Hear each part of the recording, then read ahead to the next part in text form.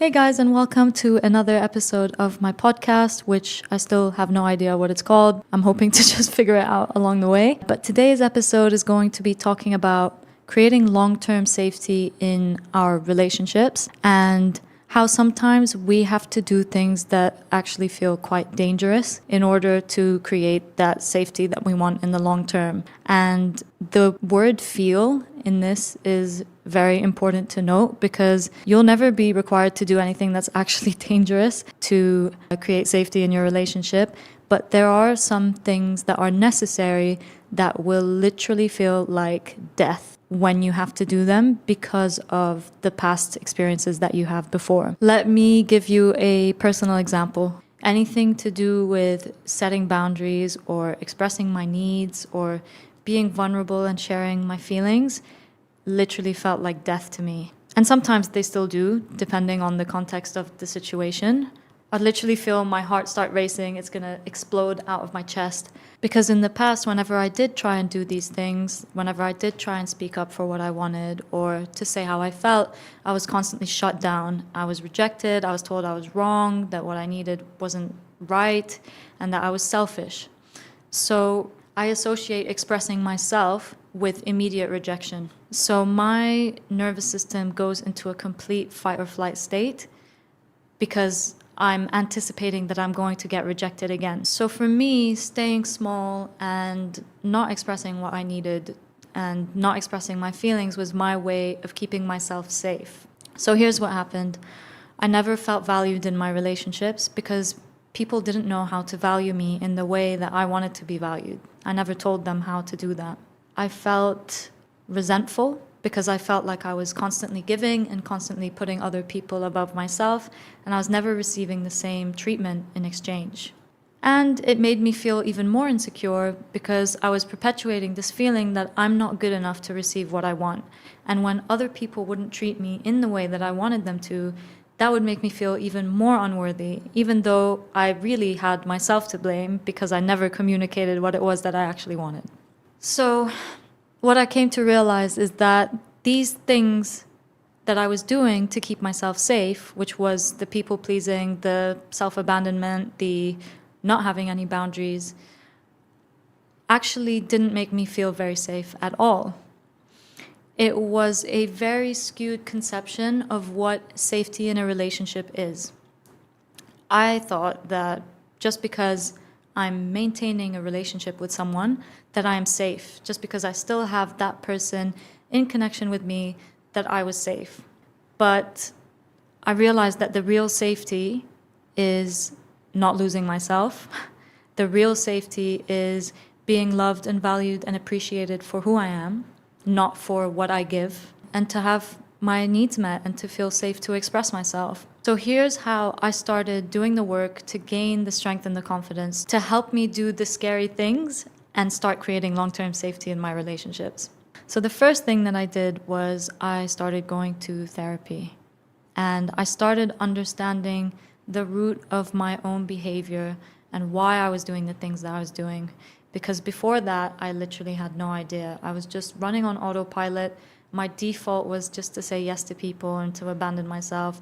And I'd always feel like shit afterwards and have no idea what was going on. So by understanding how my past played a huge role in all of the things that I was doing, it helped me separate myself from the behavior a little bit more.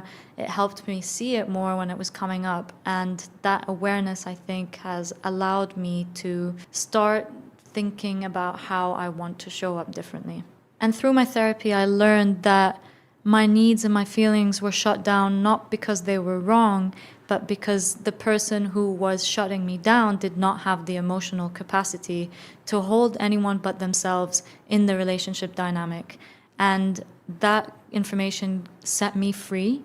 It set me free from blaming myself and feeling like I was wrong. I'd spent so long abandoning myself and what I wanted and what I needed that I literally had no idea who I was or what I wanted or what I needed. So a huge part of improving my relationship with myself was almost like starting to date myself. I started asking myself more questions. I started trying new experiences just to figure out what I like, what I don't like, and starting to understand the things that really made me feel safe and loved, and the things that didn't. And through knowing that and starting to meet those needs on my own, I started rewiring my brain to understand that, hey, it feels really good to get your needs met. It feels really good to give yourself love and to take care of yourself. And it's almost like a process of reparenting yourself and giving yourself the things that you never had. And when you do those actions consistently over time, what you're doing is you are communicating to your brain that, hey, I do believe that I'm worthy. I am taking care of myself. And it starts to build your confidence naturally. My self-talk was also a huge thing. I had a massive, massive inner critic that was always judging and criticizing me for every little thing that I did. And when you are speaking to yourself like shit, you're not going to feel worthy. And if you don't feel worthy, then you're not going to allow yourself to take up space. So I really had to work on my self-talk and, speak to myself as I would speak to a friend, learn how to self-soothe my anxiety and my negative thoughts towards myself. And honestly, that has massively helped me as well, shift my perspective about myself. And that's not to say that I don't have any insecurities anymore, that I never have any negative self-talk.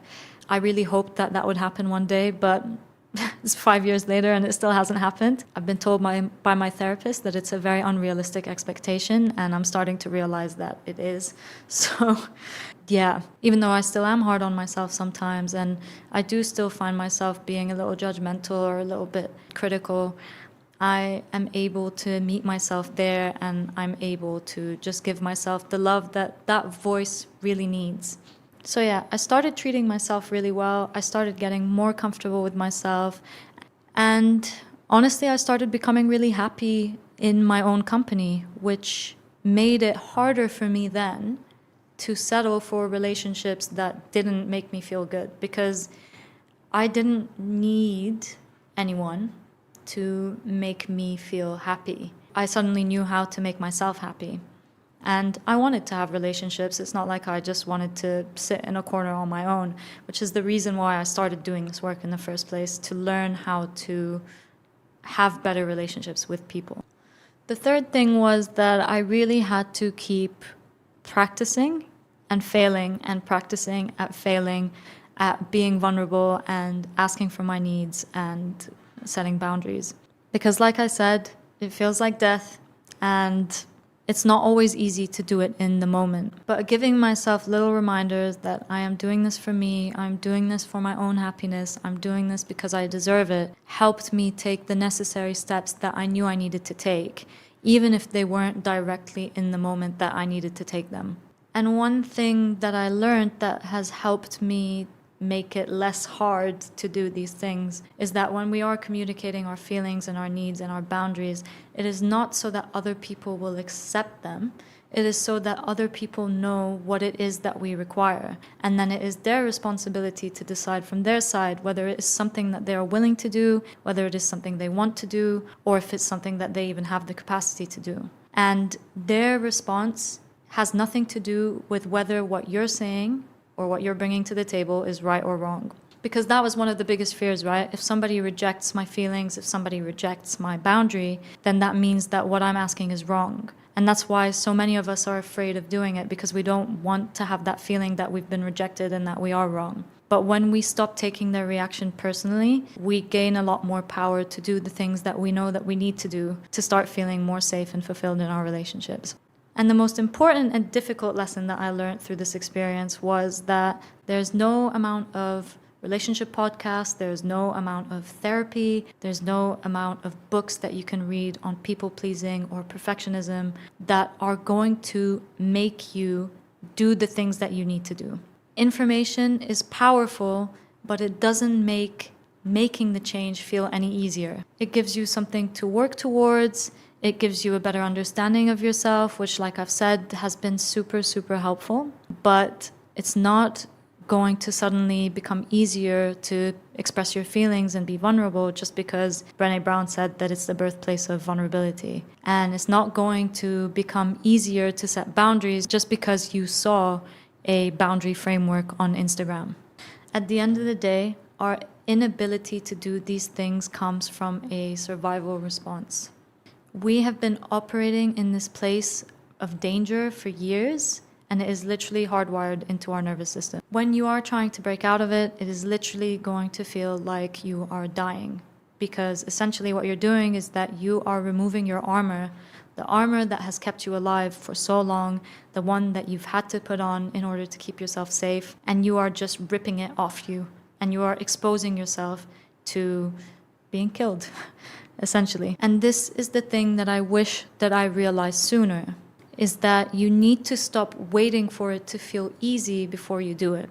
Because I was expecting at some point that all of these tools and all this information that I was getting was actually going to make me feel better about doing these things. But what I learned is that you're never going to feel good about doing it until you do it consistently over and over and over again. I say that as if there's a destination where one day you're going to wake up and it's just like, feels like reading the newspaper is super easy. But I think it's a lot more complicated than that. And I think that there's going to be certain situations that really activate you a lot more than others, where you're going to find putting this into practice even harder. It's a constant practice. It's a constant learning. And I know this sounds very like masculine, like a very bro approach, but you kind of just have to do it. You have to stop waiting for it to be easy, and you have to do it regardless of how uncomfortable it feels. And you can use this masculine, just do it, bro approach, and obviously bring in something very nurturing and very feminine afterwards, learning how to soothe yourself and regulate yourself after doing something that literally makes you feel like you're about to die. For me, the things that have really helped me to self-regulate is doing stuff like breath work, doing some yoga, journaling, processing my thoughts and feelings. Sounds very cliche, but I think there's a reason why these things are so popular. They actually work, especially when you find yourself in that really, really heightened state. So those are things that personally have worked for me. You can find loads of other things online as well if you would like. But yeah, I think the most powerful tool that I have had, which is not really a tool, is just really fucking throwing myself into it and just doing the thing. It didn't start happening straight away. I'd find myself sometimes that I wouldn't express my need, or I wouldn't set the boundary in the moment of where I really needed to do it. But what I would do then is I would go away, I would reflect, I would regulate myself, and then I would express the need, the boundary, the feeling afterwards. And even though it was really annoying initially, because I was like, I should just be able to do it in the moment. Why didn't I just do it when I knew I needed to do it? But I also had to bring in a bit of that self-compassion and that positive self-talk towards myself and be like, hey, this literally feels like death and it's hard. And if you can't do it in the moment, if you can do it afterwards, you're still practicing how to do it. And the more that you practice how to do it, you'll find the more that you realize that it is okay to do it. Because not everyone's going to treat you in the same way that you were treated when you initially did it in your earlier years. You're not going to experience the same reaction that you had when that trauma hit you and you felt like, okay, you can't express yourself anymore. So with the practice comes building confidence and building trust, and giving yourself grace when, you don't do it perfectly is fine, as long as you know that you can pick yourself up and you need to do what you know you need to do afterwards. And then it becomes more natural to start closing the gap between the time of when you need to do it and when you actually do it. And I wish that I could say that when you start doing this, that everyone's going to be super receptive and happy to hear what you have to say and what you need. But unfortunately, that's just not the way that life works. Some people will not like your boundaries. They might have been benefiting from you not having any in the first place. Or, they might just have different values or a different capacity to what it is that you actually want. In these cases, I think it's important to learn how to feel the discomfort of losing someone, but at the same time to maintain that boundary and always put yourself first. Because the whole reason why you're doing this in the first place is for your own safety, the true safety, not the safety of maintaining a connection with someone who cannot meet you where you need to be met. So it is okay to feel upset about losing someone. That doesn't mean that you made the wrong choice. It just means that that person doesn't fit into your life the way that you hoped they would. And it's a painful thing in the moment to deal with, but I always say that when you lose some, you create the space to win some, right? And by removing people out of your life who really just cannot meet you where you need to be met, you open up the space for people who can. And that just creates the space for more fulfilling, more safe, and healthier relationships. So a short-term loss, but a long-term win. I hope you found this helpful. The main thing that I really want you to take away from this is that if safety is the thing that you really, really want, you need to be around people who value you, who hear you, who want to see you, and who want to meet you where you are. And that is not going to be possible for them to do if you don't allow them to see you and to receive your authentic expression. Thank you if you made it this far and you watched. If you have any other recommendations of videos that you would want me to do, let me know in the comments, and I will see you next week.